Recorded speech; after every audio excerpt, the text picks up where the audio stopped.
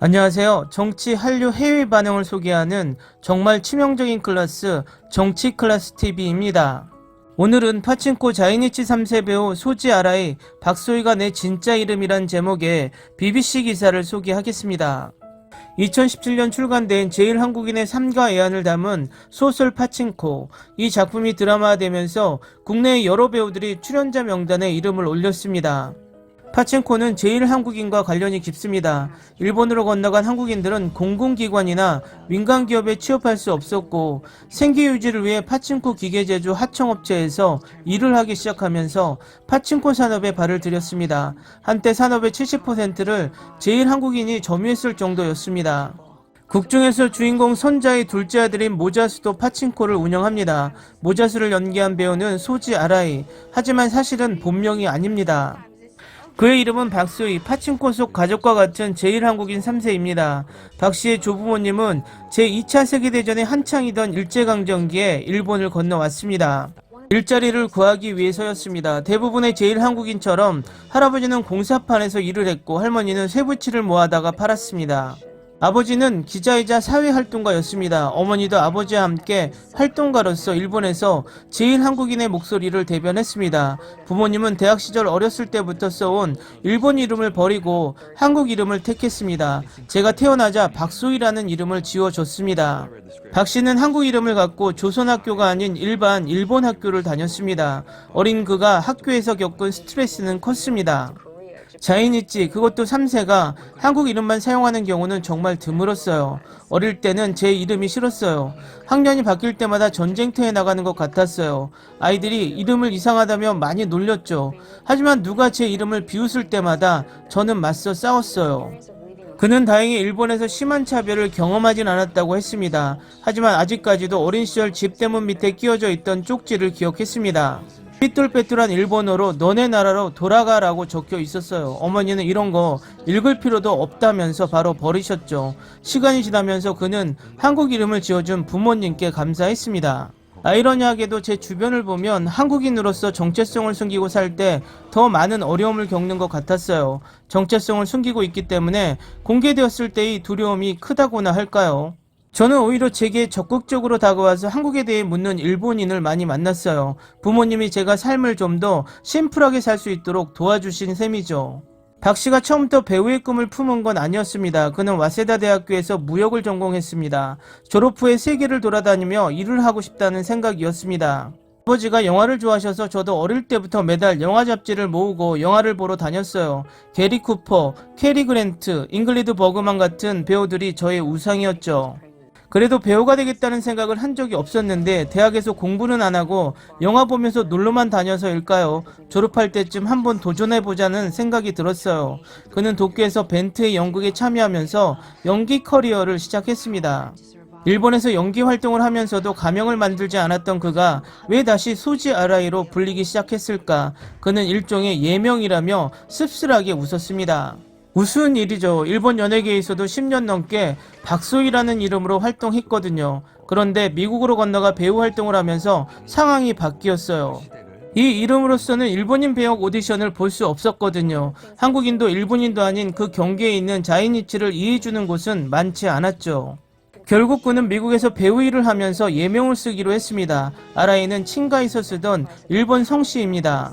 그는 2008년 영화 라멘걸 출연을 시작으로 미국에서 연기 활동을 이어가고 있습니다. 몇 년 전에는 미국 국적을 취득했습니다. 사실 어릴 때부터 미국에 오고 싶었어요. 자이니치로서 제가 늘 이방인이라고 느꼈어요. 일본인도 한국인도 아니니까요. 그런데 미국은 이방인이 모인 국가잖아요. 원주민을 제외하면요. 미국이라면 제가 구성원 중 한 명이 될 수 있을지 않을까 생각했어요. 박 씨는 자신이 파친코의 1호 팬 중 한 명이라고 소개했습니다. 그는 2017년 소설이 출간되자마자 책을 단숨에 읽어내려 갔습니다. 파친코를 쓴 이민진 작가는 2007년부터 4년간 일본에 체류하면서 파친코를 집필하기 위해 자이니치를 포함한 여러 사람들을 인터뷰했습니다. 박 씨는 인터뷰에 참여한 사람들 중 한 명입니다. 알고 지내던 잡지 편집장이 작가님을 소개해줬어요. 자이니치에 대한 책을 쓸 거라고 하더라고요. 그래서 저를 비롯해서 제 아버지, 어머니, 부모님의 친구들이 살아온 얘기를 전해드렸어요. 박 씨는 이후 파친코가 드라마로 만들어진다는 소식을 듣고 곧바로 소속사의 오디션을 보고 싶다는 뜻을 전했습니다. 제일 한국인 3세인 박 씨는 파친코 속 어떤 캐릭터에 가장 공감했을까? 그는 선자보다는 이후 세대인 노아나 모자수, 솔로몬에 깊이 공감했다고 말했습니다. 저는 선자 같은 1세대는 완전 한국인에 가깝다고 생각해요. 한국에서 왔고 한국어를 자유자재로 구사하고 주변에는 한국인 지인들이 많죠. 반면 2세대인 노아 모자수는 언어와 문화, 정체성 위기를 겪는 첫 세대예요. 3세인 솔로몬도 같은 위기를 겪긴 하지만 일본에서 외국인 학교를 다니는 등 무척 부유하게 자랐다는 점에서 주변에서 쉽게 볼 수 없는 캐릭터인 거죠. 박 씨는 파친코에서 함께 연기한 윤여정 배우를 YJ라고 부른다며 그가 촬영 내내 제일 한국인에 대해 관심을 가져줘서 감사하다고 말했습니다. 그는 윤 씨가 할머니가 어떤 분이었는지, 제일 한국인으로서 어떤 삶을 살았는지 등을 물어봤다고 했습니다. 그는 윤 씨가 자이니치라고 부르는 것이 무례가 아닌지를 묻자 이렇게 대답했다고 했습니다. YJ, 자이니치라고 부르셔도 돼요. 저희는 자이니치인 게 자랑스러우니까요. 또 그는 윤 씨의 언어 교환 요청을 거절했다며 웃었습니다. 윤 씨가 그에게 한국어를 가르쳐주는 대신 일본어를 가르쳐달라는 얘기였는데 그럴 필요가 없다고 생각했기 때문입니다. YJ가 극중에서 일본어를 하는 장면을 보면 우리 할머니가 떠올라요. 아마 자이니치라면 그 모습을 보고 눈물을 흘릴 거예요. 정말 아름답고 감정을 자극하는 모습이죠. 자이니치에게 할머니는 특별한 존재예요. 자이니치에는 모국이 없고 그 역할을 할머니가 하는 경우가 많거든요. YJ 연기는 1세대 자이니치 할머니 그 자체예요. 박 씨는 파친코 개봉 후 제일 한국인 지인으로부터 많은 연락을 받았다고 했습니다. 자이니치의 존재를 세상에 알려줘서 고맙다고 말하는 사람도 있었습니다. 그렇다면 파친코가 역사를 왜곡하거나 반일 작품이라는 일본 내 일부 비난 여론에 대해서는 어떻게 생각하고 있을까? 먼저 저는 사람들이 얼굴과 이름을 숨긴 채 하는 말을 믿지 않아요. 비난성 발언을 하는 상당수는 작품을 읽거나 본 적이 없을 거라고 생각해요. 많은 일본 시청자들이 파친코에 대해 좋은 평을 남겨주고 있어요. 일본이든 한국이든 혐오성 발언은 두드러져 보일 수 있지만 사실 소수에 지나지 않습니다. 그는 파친코 시즌2, 시즌3도 제작할 수 있기를 바란다며 앞으로 더 많은 제일 한국인 배우들이 출연하기를 기대한다고 말했습니다. 박 씨는 영어사전에 자이니치를 검색하는 것이 꿈입니다. 한국을 비롯한 전 세계에 자이니치의 존재를 알리고 싶다는 것입니다.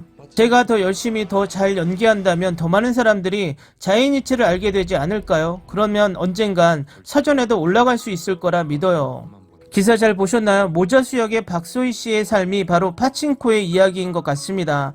이 파친코가 대대적으로 히트하는 이유가 바로 그 이면에 숨은 배우들과 촬영 스태프들의 자세인 것 같습니다. 항상 이야기하지만 파친코 드라마가 더더욱 많은 세계인들이 보길 기원합니다. 재미있게 잘 보셨나요? 여러분의 구독과 좋아요, 댓글은 콘텐츠 제작에 큰 힘이 됩니다. 재미있게 보셨다면 꼭 부탁드립니다. 좋은 영상으로 보답해 드리겠습니다. 오늘도 편안한 하루 되시기 바랍니다.